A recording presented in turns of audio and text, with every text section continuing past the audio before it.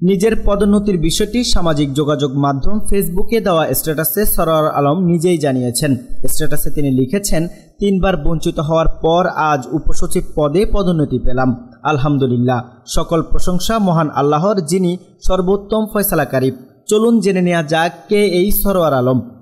Sarwar Alam 27তম BCS cadre সার্ভিসে যোগদান করেন। এর আগে তিনি ঢাকা বিশ্ববিদ্যালয় থেকে প্রাণিবিদ্যা বিভাগে পড়াশোনা শেষ করেন। 6 ভাই বোনের মধ্যে সবার বড় সরোয়ার। সৎ ও মেধাবী কর্মকর্তা হিসেবে পরিচিত পাওয়া সরোয়ার আলম র্যাপিড অ্যাকশন ব্যাটালিয়নে যোগদানের পর থেকে সবসময় আলোচিত ছিলেন। কর্মদক্ষতা আর নিষ্ঠার পরিচয় দিয়ে গেছেন বারংবার।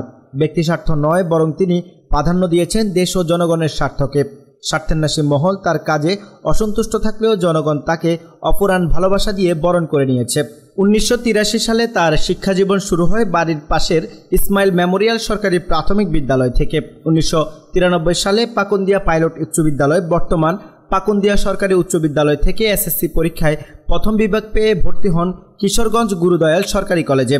1995 সালে কিশোরগঞ্জ গুরুদয়াল সরকারি কলেজ থেকে এসএসসি পরীক্ষায় প্রথম বিভাগ অর্জন করে ঢাকা বিশ্ববিদ্যালয়ে ভর্তি হন প্রাণিবিদ্যা বিভাগে। ঢাকা বিশ্ববিদ্যালয়ের প্রাণিবিদ্যা বিভাগ থেকে 2005 সালে প্রথম শ্রেণীতে স্নাতকোত্তর পাশ করেন তিনি। সরোয়ার আলম 2008 সালে 27তম বিসিএসে উত্তীর্ণ হয়ে যোগ দেন প্রশাসনে। 2021 সালের 7ই মার্চ প্রশাসনের 337 জন সিনিয়র সহকারী সচিবকে উপসচিব পদে পদোন্নতি দেয় সরকার। কিন্তু পদোন্নতি বঞ্চিত হন 27তম বিসিএসের প্রশাসন ক্যাডারের আলোচিত এই কর্মকর্তা। বিসিএসের 27তম ব্যাচের ক্যাডার হিসেবে 2008 সালের নভেম্বরে সরকারি চাকরিতে যোগ দেন সরোয়ার আলম। 2014 সালের 1 জুন সিনিয়র সহকারী সচিব হিসেবে পদোন্নতি পান তিনি। সে অনুযায়ী এই পদে প্রায় 7 বছর সহ মোট 12 বছরেরও বেশি সময় ধরে প্রশাসন ক্যাডার হিসেবে কর্মরত থাকলেও সে সময়ে পদবঞ্চিত হন সরোয়ার আলম। 2022 সালের ফেসবুকে স্ট্যাটাস দেওয়ার কারণে তিরস্কারসূচক লঘুদণ্ডের শাস্তি পেয়েছিলেন সে সময়ের র্যাবের আলোচিত এই নির্বাহী ম্যাজিস্ট্রেট। এর আগে 2021 সালের 30 জুন তার বিরুদ্ধে বিভাগীয় মামলা হয় এবং তার কাছে কৈফিয়ত তলব করা হয়। তবে সরোয়ার আত্মপক্ষ সমর্থনের কোনো লিখিত বক্তব্য দেননি। তার পদোন্নতি না পাওয়ার ঘটনাটি ওই সময়ে বেশ আলোচিত বিষয় ছিল।